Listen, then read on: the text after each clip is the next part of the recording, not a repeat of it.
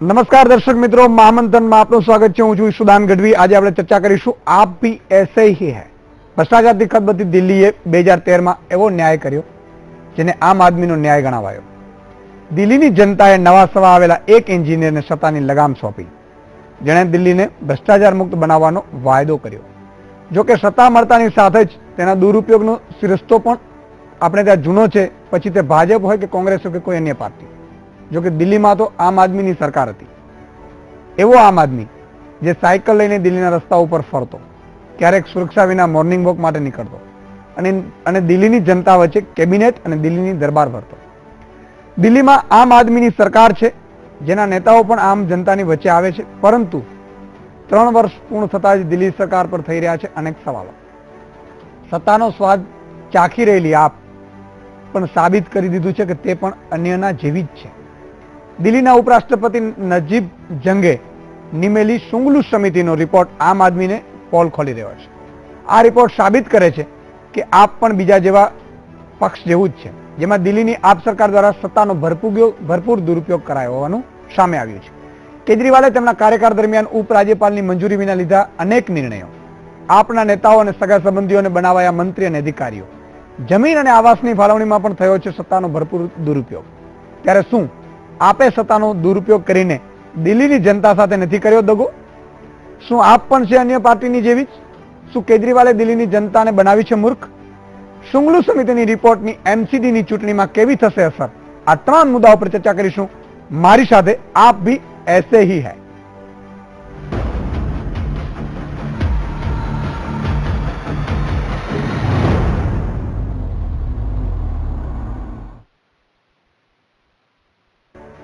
ભ્રષ્ટાચારને મુખ્ય મુદ્દો બનાવીને દિલ્હીની ગદ્દી પર આવેલા અરવિંદ કેજરીવાલ ખુદ પણ ભ્રષ્ટાચારના આરોપોમાં ફસાયા છે.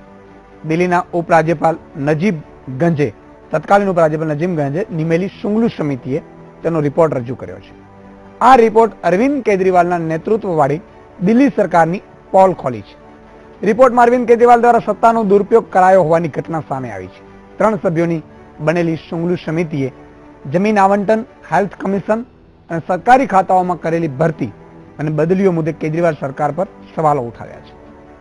100 પાનાના આ રિપોર્ટ પ્રમાણે વિવાદની શરૂઆત એપ્રિલ 2016માં થઈ હતી, જ્યારે કેજરીવાલે તમામ ખાતાઓ માટે એક નિર્દેશ જાહેર કર્યો હતો, જેમાં તેમણે દિલ્હી વિધાનસભા તરફથી મોકલાયેલા તમામ વિષયો પર બંધારણની કલમ 229A3 અંતર્ગત ઉપરાજ્યપાલની સલાહ વિના નિર્ણય લેવા જણાવ્યું હતું. કમિટીએ અનિયમિતતાના જે મુદ્દા ઉઠાવ્યા છે એના આધારે કેજરીવાલને અપરાધિક આરોપોનો સામનો કરવો પડી શકે એમ છે.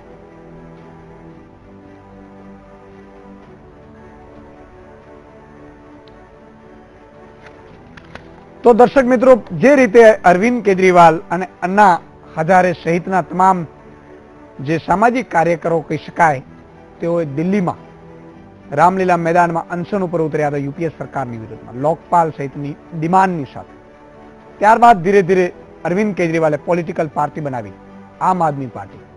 આમ આદમી પાર્ટીની પહેલી વખત સત્તા આવી, તરત જ એ સંખ્યા ઓછી હોવાના કારણે રાજીનામું આપવું પડ્યું હતું, કોંગ્રેસના ટેકાથી બની હતી. ત્યારબાદ અરવિંદ કેજરીવાલની આમ આદમી પાર્ટીએ ક્લીન સીટ, એમ એવું કહી શકાય કે 70 બેઠકમાંથી 67 બેઠક ઉપર કબજો જમાવ્યો. પરંતુ કબજો જમાવ્યા બાદ જે રીતે શાસન આપવું જોઈતું હતું, જે રીતે આમ આદમીના જે રહેવાના જે આશ્વાસનો આપ્યું હતું, એ તમામ આશ્વાસનો ઉપર પાણી ફરી ગયા હોય એવું આ શુંગલી કમિટીનો રિપોર્ટ છે. અને એ ઉપર આજે આપણે ચર્ચા કરીશું મહામંથનમાં. મારી સાથે છે ભાજપના નેતા અમિત ઠાકર, યોગેશ જાદવાણી છે આપના નેતા, અને રાજકીય વિશ્લેષક તરીકે જયેશ શાહ જોડાયા છે. ત્રણેયનો આભાર વીટીવીમાં જોડાવા બદલ. અમિતભાઈ, હું પહેલા આપને પૂછવા માંગીશ કે જે રીતે અરવિંદ કેજરીવાલ અને આમ આદમી જે પાર્ટીએ જે વાદાઓ કર્યા હતા, એ વાયદાઓ તો ઠીક, પરંતુ જે રીતે પોતે આમ આદમીની જેમ રહેવાના, બંગલો નહીં લેવાનો, ગાડી નહીં લેવાની, નિમણૂકો, આ તમામ મુદ્દાઓ ઉપર એમણે ઘણી વખત એવા દાવા કર્યા હતા કે અમે આમ આદમીની જેમ રહેશું, પરંતુ ધીરે ધીરે વીવીઆઈપી સવલતો લેતા ગયા.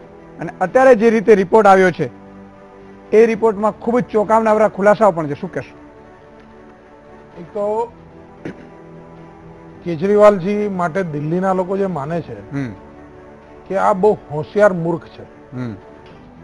વિષય એ છે કે બધું જ એવું કરે છે કે જાણે દુનિયાને કશી જ ખબર પડતી નથી ને હું એકલો જ વ્યક્તિ છું જે બહુ જાણકાર છું. જે પ્રકારે સુંગરુ કમિટી એની સામે રિપોર્ટ લઈને આવી છે, 100 પાનાનો રિપોર્ટ છે. આ રિપોર્ટની અંદર જે અરવિંદ કેજરીવાલ સાચા અર્થમાં કોણ છે એ દિલ્હીની જનતા સામે મૂકી દીધું. રામ જેઠમલાણી ને રોક્યા પોતાના વકીલ તરીકે. ફાઇલ ઉપર લખે છે કે આ ગવર્નરને કહેવાની જરૂર નથી. 1 કરોડ રૂપિયાની એમની ફી છે. દર વખતે કોર્ટમાં તારીખે ઉભા રહેવાના 22 લાખ રૂપિયા. અરવિંદ કેજરીવાલ પર બદનક્ષીના 2500 કેસ ચાલતા હશે. શું દરેકના પૈસા દિલ્હીની જનતા ભરશે? અને એમનું પોતાનું આમ આદમી પાર્ટીનું કાર્યાલય રાઉસ એવન્યુ. આ રાઉસ એવન્યુ એ મિનિસ્ટરને રહેવા માટેનો બંગલો છે. એને ગેરકાયદેસર રીતે ના હોવા છતાં પણ એને આમ આદમી પાર્ટીના કાર્યાલય તરીકે આમંત્રિત કરી નાખી. આરોગ્ય મંત્રીની દીકરીને સરકારની પોસ્ટ આપી દીધી. દિલ્હી ડાયલોગ કમિશનના નામે 500 આમ આદમી પાર્ટીના કાર્યકર્તાને એમને કાયદેસર નોકરી પર રાખી દીધા. 82 જેટલી કોલેજો છે, સરકારી છે. આ 82 કોલેજોને એમના આમ આદમી પાર્ટીના કાર્યકર્તા જે હોય, જેને એમને સેટ કરવાનો હોય, સરકારમાં સેટ ના કરી શકે, આવા લોકોને 2 લોકોને 50,000 રૂપિયાની મહિને, ઓછામાં ઓછી, વધારે હોય તો આખી વાત અલગ છે, કન્સલ્ટન્સી ફીના નામે સરકારમાંથી સીધા જ 160 લોકોને સીધી નોકરી આપી દીધી. મોહલ્લા ક્લિનિકના નામે એમના કોઈ કાર્યકર્તાને નાનકડી એસટીડી પાર્લર જેવડી દુકાન હોય, આ દુકાનને સરકારે સીધી જ 25,000 રૂપિયાના ભાડે લઈ લીધી. એમાં એક ડોક્ટર બેસાડી દીધો, ઝોલા ટાઈપનો કોઈ બી ડોક્ટર હશે એને બેસાડી અને એ સીધું ત્યાંથી જે બી લખે એટલે એક્સરે, સીટી સ્કેન, દવા, આ રિપોર્ટ, તે રિપોર્ટ, આ બધું સરકાર ચૂકવે.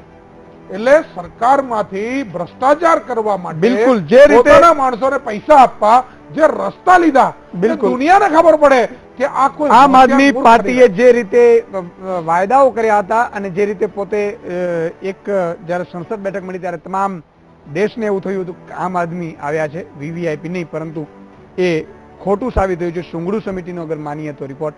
આપણી સાથે યોગેશ જાદવાણી છે, આપના નેતા. યોગેશભાઈ, ખરેખર શું કહેશો? જે વાયદાઓ આમ આદમી પાર્ટીએ કર્યા હતા એ ખરેખર શું હવા નીકળી ગઈ એ વાયદાઓની?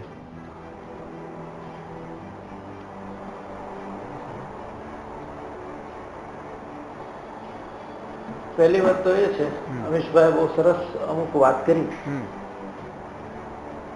જૂઠું બોલી અને એમની પાસે અરવિંદ કેજરીવાલ અને આમ આદમી પાર્ટીને બદનામ કરવા માટે નહીં, આપણે પોઈન્ટ ઉપર આવીશું નથી. એટલે તમામ જેટલા દુનિયાભરના આરોપો છે એ અરવિંદ કેજરીવાલ અને આમ આદમી પાર્ટી પર લગાવવામાં ભારતીય જનતા પાર્ટીના લોકો માહિર છે. જ્યારથી દિલ્હીમાં અરવિંદ કેજરીવાલની સરકાર બની ત્યારથી નરેન્દ્રભાઈ મોદીએ અને કેન્દ્ર સરકારે જે રીતે એની સાથે એક વર્તન કર્યું છે અને એ વર્તનના ભાગરૂપે નજીબ જંગ જે રીતે દિલ્હી સરકારના પણ યોગેશભાઈ નજીબ જંગે જે સુંગરુ સમિતિનો રિપોર્ટ સોંપ્યો તો એના ઉપર આપણે ચર્ચા કરીશું. જે રિપોર્ટમાં આવ્યું છે સામે એના ઉપર આપણે ચર્ચા કરીશું. મેં જેમ મુદ્દાસર કીધું છે એ પ્રકારે આપ પણ મુદ્દાસર બોલો. સુંગરુ કમિટીનો જે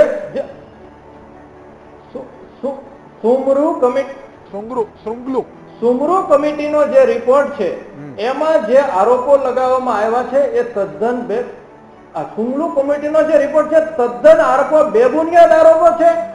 એમાં સત્યેન્દ્ર જૈનની જે દીકરીની જે એપોઇન્ટ કરવાની વાત છે એમાં સત્યેન્દ્ર જૈનની દીકરી એ માત્ર ને માત્ર એઝ એ વોલેન્ટિયર, એ સ્વયંસેવક તરીકે એમાં કામ કર્યું છે. એને સરકાર પાસેથી એને 1 પણ રૂપિયો લીધો નથી.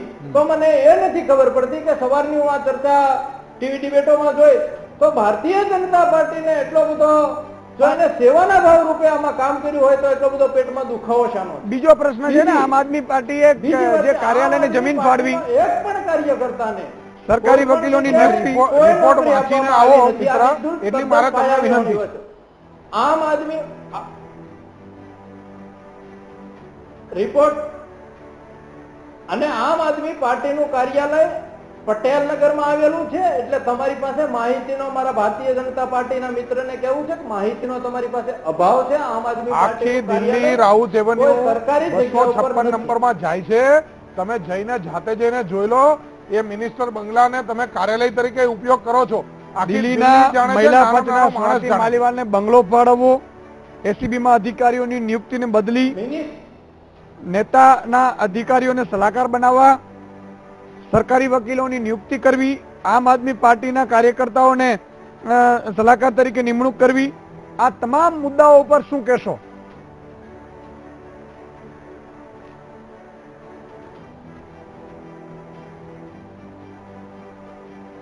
જે સુમલુ કમિટીમાં જે આરોપો લગાવવામાં આવ્યા છે, એ કમિટી માત્ર ને માત્ર અરવિંદ કેજરીવાલ અને આમ આદમી પાર્ટીને બદનામ કરવા માટે રચવામાં આવેલી કમિટી છે. એટલે આ કમિટીનો કોઈ પણ વાત તથ્ય વગરની વાત છે. અને મારો ત્યાં સુધી આ લોકોને ચેલેન્જ છે કે ભાજપની કેન્દ્ર સરકાર પાસે સીબીઆઈ છે, તમામ એજન્સીઓ એમની પાસે છે, અને જો એ આ રીતે આરોપો અરવિંદ કેજરીવાલ કે આમ આદમી પાર્ટી વિરુદ્ધ હોય તો એમની સીબીઆઈ તપાસ કરાવે, અને જો અમને સજા થતી હોય તો એ સજા. જયેશભાઈ શાહ આપણી સાથે જોડાયા છે વડોદરાથી. જયેશભાઈ, શું કહેશો? જે રીતે આમ આદમી પાર્ટી ઉપર જે આશા અને અપેક્ષા હતી દેશની, એ જનતાની અપેક્ષા એવું કહી શકાય કે હવા નીકળી ગઈ છે. એક બાજુ અરવિંદ કેજરીવાલ સાદાઈની વાત કરતા હતા, આમ આદમી પાર્ટીની વાત કરી રહ્યા હતા, જ્યારે બીજી બાજુ આમ આદમી પાર્ટી પર 3 જ વર્ષમાં બહુ મોટા સવાલ ઉભા થઈ રહ્યા છે. શું કહેશો?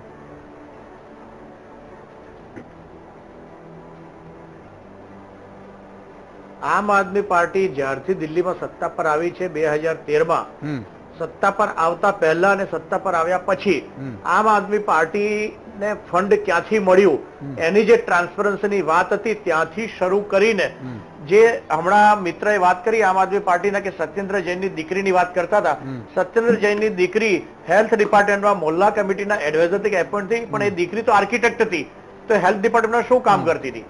બીજી વાત છે એમની ઓફિસની વાત છે, એટલે સગાવાત, ભ્રષ્ટાચાર અને સરકારના નાણાંનો ગેરકાયદેસર દુરુપયોગ, વત્તા ભારતના બંધારણને બિલકુલ સન્માન આપ્યા વગર, ભારતના બંધારણમાં એવી જોગવાઈ છે કે કેટલાય કાર્યો દિલ્હીની સરકાર પૂર્ણ રાજ્ય નથી, એટલે એમને એલજી ની મંજૂરી વગર કેટલાય કાર્યો એ ન કરી શકે. એમાં પણ એપ્રિલ 2015 થી અરવિંદ કેજરીવાલે એવા નિયમો લીધા હતા, ડિસિઝનો લીધા હતા કે એમને નજીબ જંગને કશું પૂછવાનું નહીં, લેફ્ટનન્ટ જનરલને પૂછવાનું નહીં, અને આપણે આપણી જાતે કરવાનું, કે જેનું કાયદેસર બંધારણ રીતે કોઈ મહત્વ નથી. એટલે કે જે બંધારણને પોતાના બંધારણ સ્વીકાર્ય નથી એ પક્ષ પાસે વધુ તો શું આશા રાખી શકાય? એટલીસ્ટ ભાજપ અને કોંગ્રેસ ભલે इस हमाम में सब नंगे है, પરંતુ ભાજપ અને કોંગ્રેસે બંધારણની જે પરંપરાઓ છે એને સરકાર ચલાવવા માટે આવી રીતે તોડી મરોડી હોય અને બંધારણમાં જેને ના પાડી હોય છતાં પણ એ વિધાનસભામાંથી ખરડો પસાર કર્યો હોય એવું કૃત્ય તો ભાજપે આજ સુધી નથી કર્યું.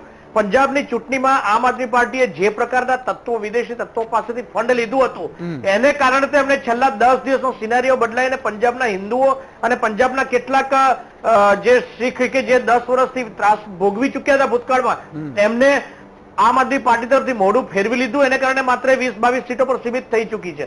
એટલે આમ આદમી પાર્ટીએ પોતાનું પોત ખુલ્લું પ્રકાશી લીધું છે. શુંગલુ કમિટીએ એને પૂરું કર્યું, કોફીડ પર જેનો ખિલ્લો માર્યો. હવે આમ એનો સમય એટલો મહત્વનો છે કે અજય માકને આરટીઆઈ કરીને આખો રિપોર્ટ માંગ્યો. આમ આદમી પાર્ટીએ રિપોર્ટ પણ પ્રસિદ્ધ નહોતો કર્યો. આમ આદમી પાર્ટી અન્ના હજારેના સ્ટેજ ઉપર બેસીને ભ્રષ્ટાચારની લડત લડવા માટે અને ભ્રષ્ટાચાર હટાવવા માટે અને રાજકીય નેતાઓ જો ભ્રષ્ટાચાર કરે તો સત્તા પરથી સત્તા ભ્રષ્ટ કરવા માટે ના વચનો આપીને સત્તા પર આવી હતી. તો અરવિંદ કેજરીવાલ જો ખરેખર અત્યારે સાચા હોય તો સત્તા છોડીને ઇન્કવાયરીને ફેસ કરે અને ઇન્કવાયરી ફેસ કરીને પછી ફરી આવે જનતાની સામે, તો એ ખરેખર એમની આમ આદમી પાર્ટીની ખરેખર લાયકાત નહીં છોડે અને છતાં પણ સત્તા પર ટકી રહેશે. અને અત્યારે આવા બે બુનિયાદ આક્ષેપો કરશે તો એવું સમજ્યું કે એમને બીજામાં કોઈ ફરક નથી. બિલકુલ જે રીતે અધરવાઇઝ આમ આદમી પાર્ટી જે રીતે આવી હતી, લોકોએ જે અપેક્ષાઓ રાખી હતી એ અપેક્ષાઓ એ પૂરી કરવામાં ઉણા ઉતર્યા છે. બિલકુલ ઉણા ઉતર્યા છે. દર્શક મિત્રો, આ તમામ બાબતો ઉપર આપણે ચર્ચા કરીશું. કેમ આમ આદમી પાર્ટી પણ આવું કરી રહી છે, શું આમ આદમી પાર્ટીને એમસીડી ચૂંટણીમાં જે રીતે આ રિપોર્ટ આવ્યા એની શું અસર થશે, આ તમામ મુદ્દાઓ પર ચર્ચા કરીશું. નાનકડા વિરામ બાદ દર્શક મિત્રો ફરીથી મહામંથનમાં આપનું સ્વાગત છે. આપણે ચર્ચા કરી રહ્યા છીએ આપ ભી એસે હી હૈ. જે રીતે અમિતભાઈ મુદ્દો આપણે એના ઉપર આવ્યા હતા કે એક પાર્ટી જ્યારે એ આશાઓ સાથે આવી હતી, એ વાયદાઓ સાથે આવી હતી, અને જ્યારે એ જ વાયદાઓ પૂરા ન થાય, એ જ અરવિંદ કેજરીવાલ અને આમ આદમી પાર્ટી હતા કે જે અગર કોઈ કામ નહીં કરતે हैं तो उसको घर भेजना चाहिए એવા વાયદાઓ કર્યા હતા. ભ્રષ્ટાચાર ચલાવી નહીં લેવાય, અને એ જ ભ્રષ્ટાચાર કરે ત્યારે ખરેખર સવાલ એ ઉભે છે કે લોકોની સાથે વિશ્વાસઘાત કરી અને આ પાર્ટી પોતે આગળ આવી છે. આમ આદમી પાર્ટી જે અન્ના હજારે સાથે વિશ્વાસઘાત કરીને દિલ્હીની અંદર જયારે સરકાર બનાવી ત્યારે જ અરવિંદ કેજરીવાલનું કેરેક્ટર લોકોની નજર સામે આવી જવું જોઈતું હતું. પોતાના સંતાનોના સોગંદ ખાઈને હું સત્તામાં જિંદગીમાં નહીં આવું, પછી સત્તામાં આવ્યા. જે રીતે એમણે એમની મહત્વાકાંક્ષા આ ભારતની અંદર જાણે હું વડાપ્રધાન બની જાઉં એ પ્રકારે મહત્વાકાંક્ષાના ઘોડા દોડાવ્યા. એના કારણે એમને મજબૂરીની અંદર ઓલો હાર્યો જુગારી બમણું રમે ને એ પ્રકારે એમણે દિલ્હીને લૂંટવાનું ચાલુ કર્યું. દિલ્હીના લોકોના પૈસે આપણા સામાન્ય જે કરદાતા છે એના પૈસે 98 કરોડ રૂપિયાની જાહેરાત એમણે આખા ભારતની અંદર આપી પોતાની જાતને ચમકાવવા માટે. 98 કરોડની જાહેરાત એમણે કોર્ટે કીધું કે આ તમે જે જાહેરાત આપી છે આ જાહેરાતનું દિલ્હીની જનતા સાથે કાંઈ લેવા દેવા નથી, આના પૈસા તમારે ભરવા પડશે. એટલે જે રીતે એમણે પંજાબ, ગોવા, હવે ગુજરાતમાં આવવાની એમની ઈચ્છા, તો એ ચારે બાજુ એમણે જે રીતે પોતાની જાતને ચમકાવી એના કારણે આજે જે કઈ છે એ દિલ્હીની જનતાની સામે છે. હવે કે છે ને ગુજરાત લેતા હવેડી ખોવાની વારો આવે એ પ્રકારે એમસીડીની ચૂંટણીના ટાઈમે જે શૃંગલુ સમિતિનો રિપોર્ટ અજય માકનની આરટીઆઈ પછી પણ એટલે કોંગ્રેસે માંગ્યું, હવે એની આરટીઆઈ પછી જયારે લોકોની સામે છે ત્યારે એમના 80 જેટલા ભ્રષ્ટાચાર, 80 જેવા એવા ખોટા પગલા છે કે જેમાં અરવિંદ કેજરીવાલે જેલમાં જવું પડે આવી પરિસ્થિતિનું નિર્માણ થયું છે. યોગેશભાઈ, શું કહેશો આ આક્ષેપોને તમે કઈ રીતે? કારણ કે હવે તો તમારી પાસે આક્ષેપ માત્ર બેબુનિયાદ છે, એના સિવાય કહેવા સિવાય કોઈ ચારો પણ નથી.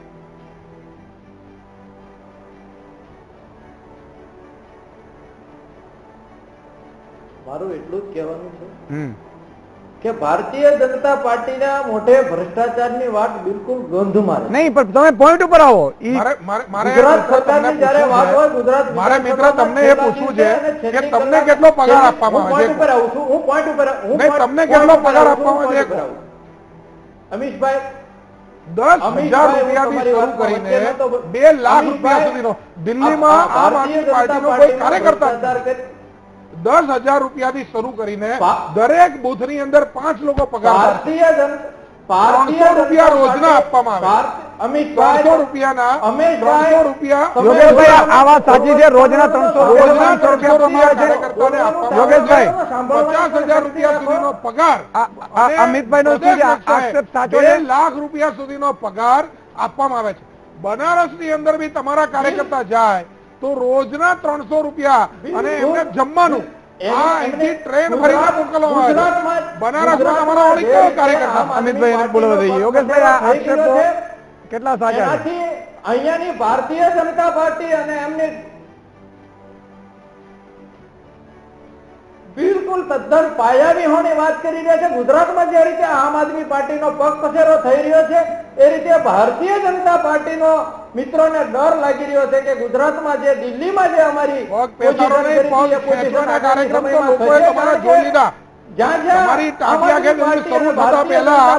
મહેસાણાના સંમેલનમાં ગુજરાતી જનતાએ જોઈ લીધી. ભારતીય જનતા પાર્ટીને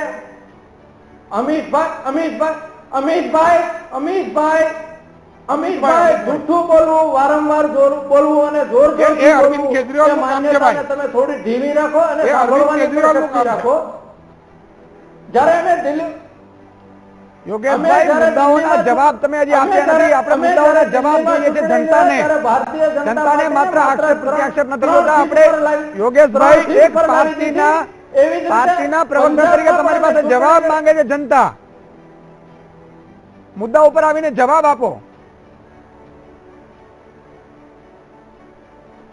એક પાર્ટીના, હા, હું જવાબ જ આપવા જઈ રહ્યો છું જે રીતે આમ આદમી પાર્ટીને જે રીતે દિલ્હીમાં ઐતિહાસિક કામો થયા છે એ કામોની કેમ ભારતીય જનતા પાર્ટી કે કોઈ તમે બિલ માફ કર્યા બે, એ સિવાયનું કામ ગણાવો ને તમે. જે રીતે મોડેલ સ્કૂલ બનાવવામાં આવી છે, જે સ્વાસ્થ્ય સુવિધાને જે રીતે તમે જે રીતે શિક્ષણની વાત કરી હતી, તમે કઈ નવી સ્કૂલ કોલેજ ચાલુ કરી કોને? પાણીના બિલ અડધા કરવામાં આવ્યા અરે છે. પાણીના બિલ, વીજળીના બિલ, આ બે સિવાયનું કઈ તમે કામ કર્યું હોય તો બતાવો.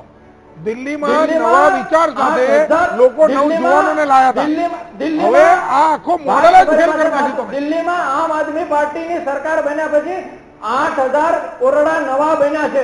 8,000 ઓરડા નવા બન્યા છે. છાપેલું સાહિત્ય આપ્યું છે, એનાથી દિલ્હીની 3 જનતાને જઈને પૂછો. શિક્ષણનું જે બજેટ હતું એનાથી 3 ગણું બજેટ દિલ્હીના ધારાસભ્યના છોકરાઓ, બજેટ 526 કરોડનું બજેટ એ તમે જાહેરાત માટે કર્યું છે. એક પણ શાળા એ અરવિંદ બતાવો. કેજરીવાલને ચમકાવવા માટે 526 કરોડનું બજેટ નક્કી કર્યું.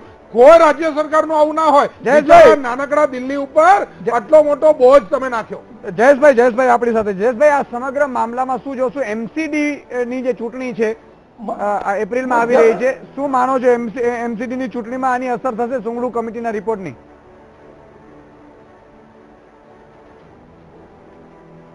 23 એપ્રિલે એમસીડી ની ચૂંટણી છે. એ ચૂંટણીના અનુસંધાનમાં અજય માકન દ્વારા આરટીઆઈ થી જે આ રિપોર્ટ પબ્લિશ થયો છે એ રિપોર્ટની એમસીઆઈ ની ચૂંટણીમાં ખરેખર જ બહુ મોટી અસર પડશે.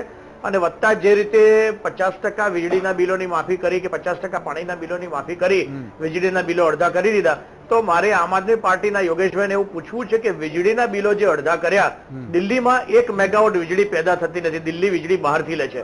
બહારથી જે કંપનીઓ વીજળી આપે છે, કંપનીઓ સાથે બિલો તમે માફ કરાવ્યા કે એનું બર્ડન તમે દિલ્હીની સરકાર ઉપર નાખ્યું, દિલ્હીના અર્થતંત્ર પર બર્ડન નાખ્યું. દિલ્હી અર્થતંત્ર પર થયેલું બર્ડન કેવી રીતે બેર કરશે? એનો જવાબ આમ આદમી પાર્ટી આપવો પડશે. અલ્ટિમેટલી એવું થશે કે 5 વર્ષ પછી જયારે અરવિંદ કેજરીવાલ દિલ્હીની સરકાર છોડશે તે વખતે ઇકોનોમિકલી આર્થિક રીતે બેંકરપ્ટ થઈ ગયું હશે દિલ્હી. યોગેશભાઈ, સંક્ષિપ્તમાં, સમય ઓછો છે.